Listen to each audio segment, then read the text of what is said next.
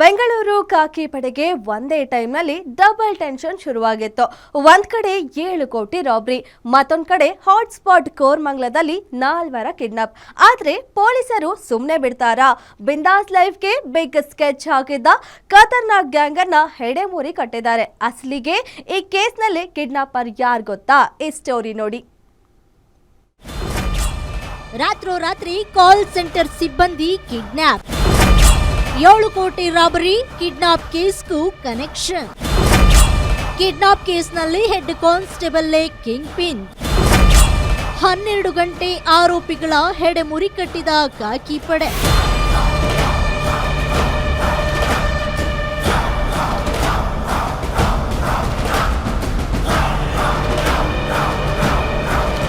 ಬೆಂಗಳೂರಿನಲ್ಲಿ ಸಾಕಷ್ಟು ಕಾಲ್ ಸೆಂಟರ್ಗಳು ತಲೆ ಎತ್ತಿವೆ. ಅದರಲ್ಲಿ ಅರ್ಧಕ್ಕರ್ಧ ನಕಲಿ ಕಾಲ್ ಸೆಂಟರ್ಗಳೇ ತುಂಬಿವೆ. ಇದರಲ್ಲಿ ಹೆಚ್ಚಿನ ಪಾಲು ಅಂದ್ರೆ ಆನ್ಲೈನ್ ವಂಚನೆ ಹಾಗೂ ಡಿಜಿಟಲ್ ಅರೆಸ್ಟ್ ಮಾಡಿ ಹಣಕ್ಕೆ ಬೇಡಿಕೆ ಇಡಲು ಈ ಕಾಲ್ ಸೆಂಟರ್ ಮಾಡಿಕೊಂಡಿದ್ದಾರೆ. ಇದನ್ನ ಮಟ್ಟ ಹಾಕೋದಕ್ಕೆ ಅಂತಲೇ ಪೊಲೀಸರು ಆಗಾಗ ಇಂತಹ ಕಾಲ್ ಸೆಂಟರ್ಗಳ ಮೇಲೆ ದಾಳಿ ಮಾಡ್ತಲೇ ಇರ್ತಾರೆ. ಇದನ್ನೇ ಬಂಡವಾಳ ಮಾಡಿಕೊಂಡಿರೋ ಕೆಲ ಕಿಡಿಗೇಡಿಗಳು ಹಣ ಮಾಡಲು ಹೋಗಿ ಪೊಲೀಸರ ಬಲೆಗೆ ಬಿದ್ದಿದ್ದಾರೆ.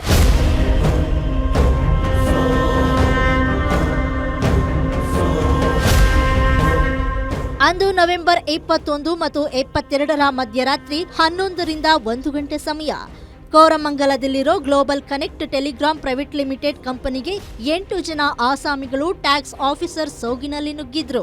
ಅಕ್ರಮವಾಗಿ ಕಾಲ್ ಸೆಂಟರ್ ನಡೆಸ್ತಾ ಇದ್ದೀರಾ, ಪೊಲೀಸ್ ಠಾಣೆಗೆ ನೀಡಿರಿ ಅಂತ ಪವನ್, ರಾಜ್ವೀರ್, ಆಕಾಶ್, ಅನಸ್ ಎಂಬುವವರನ್ನ ಕರೆದುಕೊಂಡು ಬಂದವರು ಸೀದಾ ಹೋಗಿದ್ದು ಕೋಲಾರ ಲಾಡ್ಜ್ಗೆ. ಅಲ್ಲಿ ಸಿಬ್ಬಂದಿಯನ್ನ ಕೂಡಿ ಹಾಕಿದ್ದ ಕ್ರಿಮಿಗಳು ಹಣಕ್ಕೆ ಬೇಡಿಕೆ ಇಟ್ಟಿದ್ರು. ಸಿಬ್ಬಂದಿಯಿಂದ ಆನ್ಲೈನ್ ಮೂಲಕ 8 ಲಕ್ಷ ಹಣ ವರ್ಗಾಯಿಸಿಕೊಂಡು ಸಿಇಒ ಬಳಿಯಿಂದ 14 ಲಕ್ಷ ಚೆಕ್ ಪಡೆದುಕೊಂಡು ನಗದು ಹಣಕ್ಕೆ ಬೇಡಿಕೆ ಇಟ್ಟಿದ್ರು. ಅಲ್ಲಿಗೆ ಇದು ಪಕ್ಕಾ ಕಿಡ್ನಾಪ್ ಗ್ಯಾಂಗ್ ಎಂದು ಅರಿವಾಗ್ತಿದ್ದಂತೆ ಕಂಪನಿ ಸಿಬ್ಬಂದಿ ಬೆಳಗಿನ ಜಾವ ಕೋರಮಂಗಲ ಪೊಲೀಸ್ ಠಾಣೆಗೆ ಬಂದು ದೂರು ನೀಡಿದ್ದಾರೆ. ನಿನ್ನೆ ಮಧ್ಯರಾತ್ರಿ ಸುಮಾರು 1 ಗಂಟೆ ಅಷ್ಟೊತ್ತಿಗೆ ಕೋರಮಂಗಲ ಪೊಲೀಸ್ ಠಾಣೆ ಸರಹದ್ದಿನಲ್ಲಿ global telecom connect private limited ಅಂದ್ಕೊಂಡು ಒಂದು BPO ಕಾಲ್ ಸೆಂಟರ್ ನಡೀತಾ ಇರುತ್ತೆ. ಆ ಕಾಲ್ ಸೆಂಟರ್ದಲ್ಲಿ ಕೆಲಸ ಮಾಡ್ತಾ ಇದ್ದಿದ್ದು 4 ಜನ ಮ್ಯಾನೇಜರ್ ಲೆವೆಲ್ ಎಂಪ್ಲಾಯೀಸ್ಗೆ ಒಂದು ಸುಮಾರು 8 ಜನ ಬಂದು ಅವ್ರಿಗೆ ಮಾತಾಡಿಸಿ ಪೊಲೀಸರು ಅಂದ್ಕೊಂಡು ಇದ್ದಾರೆ, ಬನ್ನಿ ಡೀಟೇಲ್ಸ್ ಕೊಡಿ ಅಂತ ಹೇಳಿ ಆ ನೆಪದಲ್ಲಿ ಕೆಳಗಡೆ ಕರ್ಕೊಂಡು ಬಂದು ಅವ್ರಿಗೆ ಕಿಡ್ನ್ಯಾಪ್ ಮಾಡಿ ಕರ್ಕೊಂಡು ಹೋಗಿರ್ತಾರೆ. ನಂತರದಲ್ಲಿ ಅವರಿಂದ ದುಡ್ಡಿಗೆ ಬೇಡಿಕೆ ಇಟ್ಟಿರ್ತಾರೆ.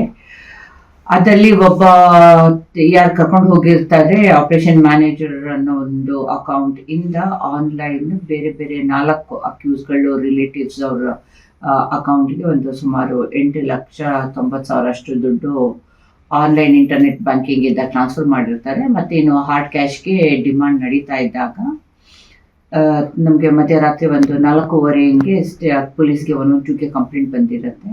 ಅಟೆಂಡ್ ಮಾಡಿದ ನಂತರ ಒಂದು 4 ಟೀಮ್ ಮಾಡಿ ಇವ್ರ ಕೆಳಗೆ ಟ್ರ್ಯಾಕ್ ಮಾಡಿದಾಗ 8 ಜನ ಅಪರಾಧಿಗಳು ಯಾರಿದು ಕಿಡ್ನಾಪಿಂಗಲ್ಲಿ ಇದ್ರು, ಇನ್ವಾಲ್ವ್ ಇದ್ರು, ಅವ್ರಿಗೆ ಬಂಧಿಸಿರ್ತೀವಿ.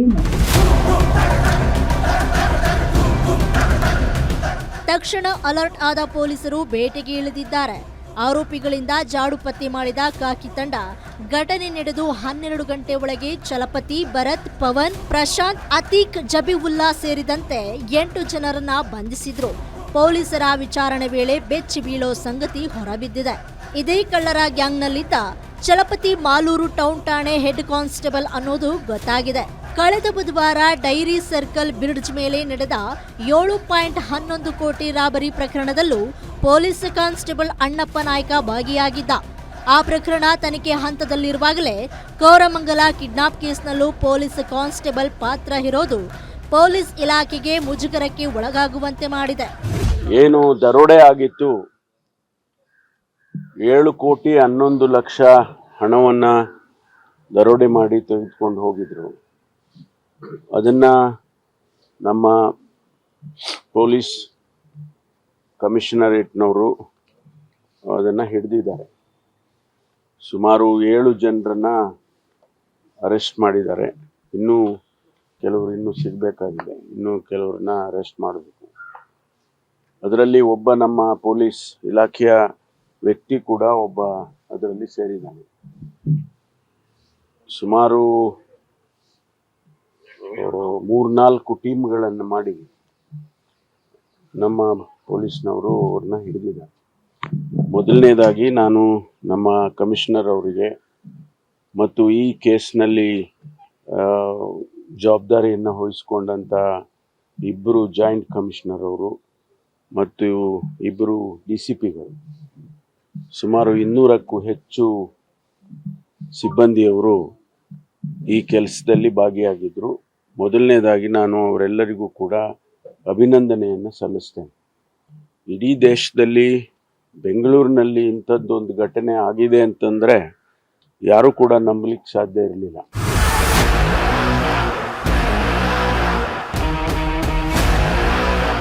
ರಿಯಲ್ ಎಸ್ಟೇಟ್ ಸೇರಿದಂತೆ ಬೇರೆ ಬೇರೆ ಕೆಲಸ ಮಾಡಿಕೊಂಡಿದ್ದ ಪವನ್ ನಷ್ಟ ಅನುಭವಿಸಿದ್ದ. ಅಲ್ಲದೆ ಸಾಕಷ್ಟು ಸಾಲ ಮಾಡಿಕೊಂಡಿದ್ದ. ಇದರಿಂದ ಹೊರಬರಲು ವಿಲವಿಲ ಅಂತ ಒದ್ದಾಡಿದ್ದ. ಹಣ ಮಾಡಲು ಬೇರೆ ದಾರಿ ಕಾಣದೆ ಚಲಪತಿ ಜೊತೆ ಸೇರಿ ಕಿಡ್ನಾಪ್ ಮಾಡಲು ಮುಂದಾಗಿದ್ದಾನೆ. ಆದ್ರೆ ಕೋರಮಂಗಲ ಪೊಲೀಸರ ತ್ವರಿತ ಕಾರ್ಯಾಚರಣೆಯಿಂದಾಗಿ ಆರೋಪಿಗಳು ಅರೆಸ್ಟ್ ಆಗಿದ್ದು 14 ಲಕ್ಷ ಹಣವನ್ನ ವಶಕ್ಕೆ ಪಡೆದಿದ್ದಾರೆ. Ajay Gowda, crime bureau, guarantee news.